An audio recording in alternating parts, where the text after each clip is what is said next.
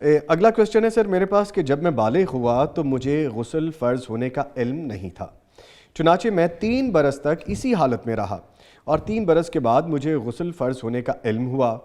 میرا سوال یہ ہے کہ اس مدت کے درمیان بغیر غسل کیے ادا کردہ نمازوں کا مجھے کیا کرنا ہوگا؟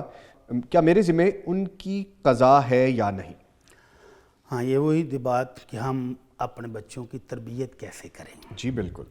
تربیت نہ ہونے کی وجہ سے اس بچے کو گھر سے کچھ بھی گائیڈنس نہیں ملی ہے، جبکہ مسلمان والدین کو اللہ کے رسول کا حکم یہ تھا کہ مرو اولادکم بالصلاۃ وہم ابناء 7 سنین۔ جب بچہ 7 سال کا ہو جائے تو نماز کی ٹریننگ دینی شروع کر دیں، اس کو ساتھ لے کر جائیں، اس کو پڑھائیں، اس کو بتائیں، طریقہ سکھائیں۔ اور جب وہ 10 سال کا ہو کے نماز نہیں پڑھتا تو اس کو ڈانٹ ڈپٹ بھی کریں، باقاعدہ پوچھ گچھ کریں کہ بیٹا نماز کیوں نہیں پڑھی۔ اور اگر ایک بچہ 10 سال تک یہ سارے مرحلے گزر جائے تو آج کل کی ساری میڈیکل سائنس بھی یہی کہہ رہی ہے، اور سارے جو ایجوکیشنسٹ ہیں وہ بھی کہہ رہے ہیں کہ 7 سال سے 10 سال تک جو سکھا دیں گے وہ ہو جائے گا، فیڈ ہو جائے گا، وہ فیڈ ہو جائے گا۔ personality اگر بن والدین جائے گی۔ یہی پیریڈ جو ہے یہ تربیت کرتے ہوئے گزارتے تو یہ سوال کرنے کی ضرورت نہیں پڑتی۔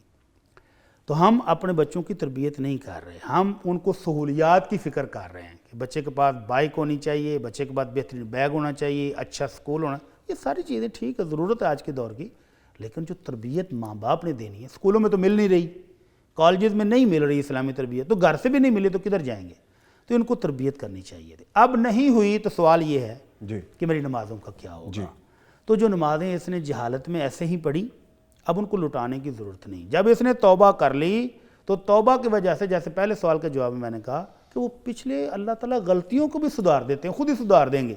اب جب توبہ کر کے یہ سیکھ چکا ہے، نمازیں صحیح پڑھ رہا ہے، تو انشاءاللہ گزشتہ بھی قبول ہو جائیں گی۔ یعنی اس کویسچن میں سب سے بڑا جو مین ایشو نظر آتا ہے بھٹی صاحب کہ تربیت کرنے والوں کی کا یہ نہ نہ ہونا ان کی ذمہ داری تھی۔ جی بالکل۔